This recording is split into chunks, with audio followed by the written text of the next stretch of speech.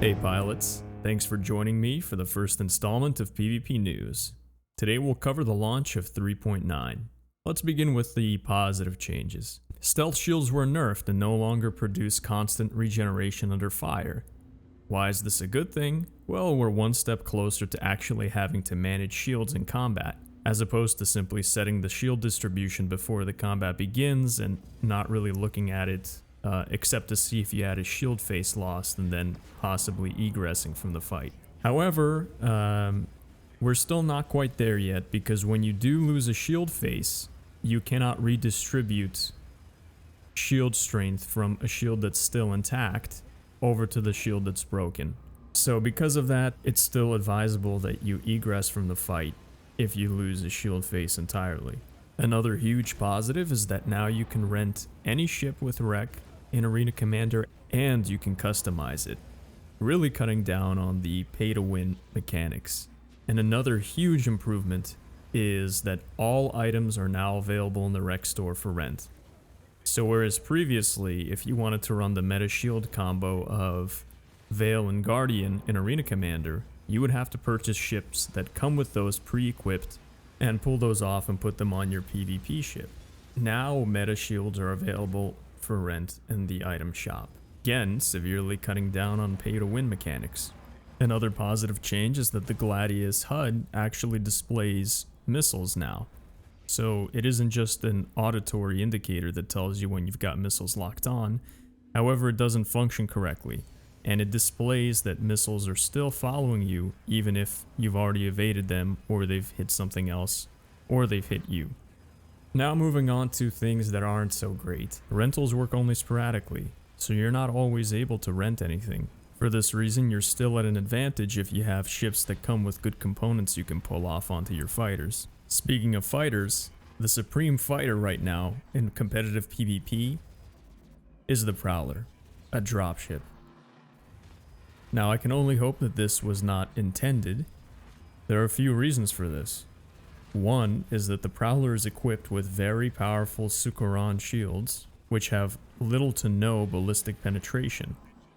So one of the natural counters to a large ship like this, Predator scatterguns, which do an enormous amount of damage if you can get into close range, are unfortunately ineffective, because you would have to completely deplete its extremely tanky shields to start doing hull damage. And another problem is that it's difficult to get into a position of dominance over this ship, because it's just maneuverable enough to mostly stay out of your firing arcs, and even when you think that you are out of the firing arcs, the desync kind of lies to you, and you might be taking damage from the ship even if it doesn't look like it's facing you. And it has extremely powerful weapon hardpoints that easily outmatch a fighter, any of the fighters we currently have. Another problem is that since the shield nerf pretty much only applied to ships with size 1 shields, ships with larger shields such as the Banu Defender are now more overpowered. And unfortunately, there are pilots who go into it just to take some shots at you while you're busy fighting somebody else, cheese you, and you know, it has hit scan auto gimbal weapons. Now hit scan is one thing, no travel time at all, but having those be auto gimbaled, I don't know about that. Another change that isn't so great is mass drivers were nerfed. I'm not surprised this happened, because generally speaking, meta weapons just tend to be nerfed. Remember what happened to laser cannons, remember what happened to attritions. Whenever enough people go on a spectrum and complain enough about getting killed by a particular weapon and saying it's OP, because they'll always blame the weapon rather than the skill of the pilot flying it, and nobody likes to get killed, well, mass drivers did indeed get nerfed.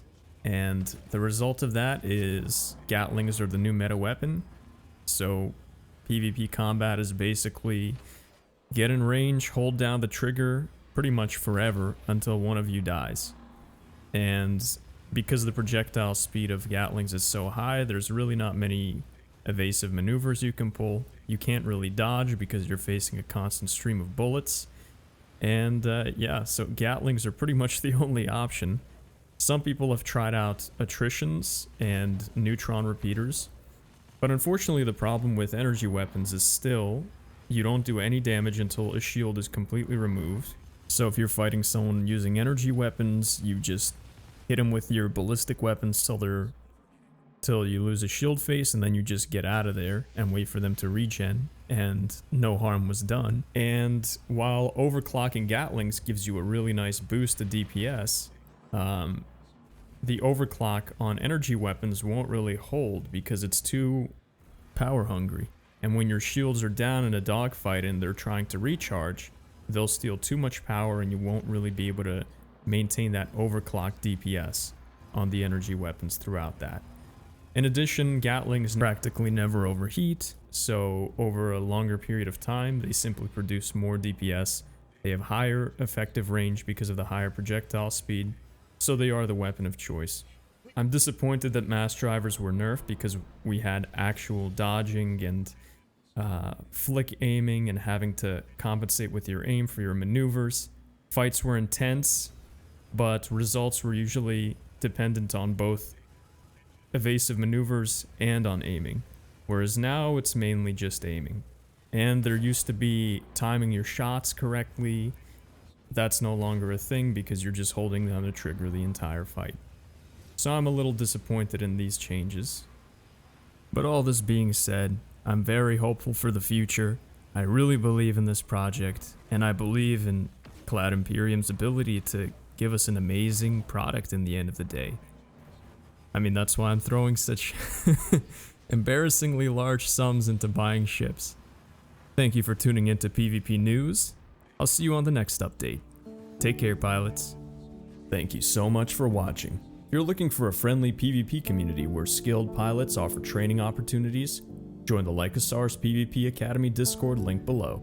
If you're interested in the controllers I use and what my curve settings are, please check the description. See you in the next one, pilots. Lykosar out.